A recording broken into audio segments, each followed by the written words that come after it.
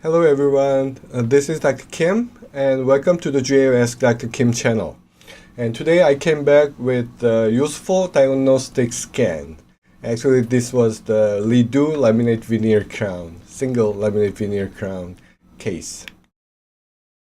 Okay, so this patient first seen at 2011 March, and patient came for the fracture of empress crown or ceramic crown on number 12, right liar incisor. So I had to remove it and prep it and made a zirconia crown instead of or ceramic crown for number 12. Okay, and a few years later, patient came again, and this time patient had the chipping laminate veneer crown on number 11. Light central incisor, so I had to make a new laminate veneer number 11 for him, and I cemented it. I bonded it. Okay, so this was done 2014.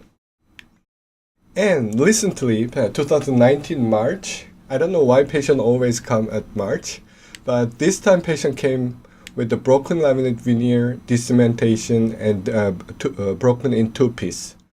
Okay, but this one can be replaced without cementation on number 12, number 21, left central incisor, and this is the picture of my final preparation. Okay, and so I had to make a new one for him, number 21, laminate veneer crown. This is actually pressable, used as pressable ceramic, and I cemented it. I used the very link to the bond to number 21.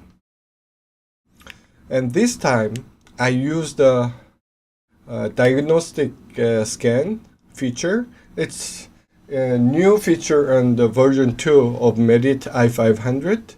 Okay, and I used it and I gave this data to the technician as a reference when we designed the new number 21 laminate veneer crown. And so this is diagnostic scan. After that, I took another upper arch scan and sent the data to the lab technician. What we used to have on version 1 is you made a set, like a first set of data, upper and lower and bite scan, and you save it, and then you can duplicate the data. So you still can have two sets of data by duplication, by cloning. Okay, that's useful for many other options. But this diagnostic scan also can be used for simple case, because you can reduce the processing time and you can reduce the amount of the data as well. Okay, as you can see the crack line, fracture line in the middle of number 21 laminate veneer crown. Actually, after I prepped the tooth and after final scan, I cemented with a spot edge. Okay, for broken veneer for temporary purpose. Okay, this is scan procedure. First thing I did was pre-op scan. I encoded 4 times faster. So upper arch scan, and I put the broken laminate on the number 21, and I scanned quickly. Then I made a lower arch scan. You see 8 times faster encoding. Then I finished the preparation, and I call back the maxillary data, and I trim and deleted the part that I'm gonna rewrite. Actually, that was the number 21 area. So this is my final scan of number 21.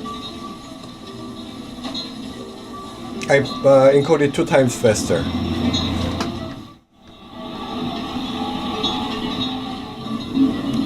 Then I took another bite scan. No, this is not another. I took bite scan for this case. And then I sent the data to my lab technician, Mr. GAO. I introduced many times about him, and he's an excellent dental technician who helping me always. Okay, and he used my data. Actually, 2 sets of data, 2 sets of maxillary scan data, right? And diagnostic scan and actual scan, and the lower scan and bite scan, right? And he used the preliminary scan data as a reference, and he started design on number 21, like this. But he just didn't follow the exact diagnostic scan data, and he adjusted, depends on the occlusion of lower arch as well. So this is what he did. And he told me that he used the detail articulator function on exocad software to see the interference on the insides of teeth. And depends on this, he designed the lingual side of the number 21 laminate veneer crown.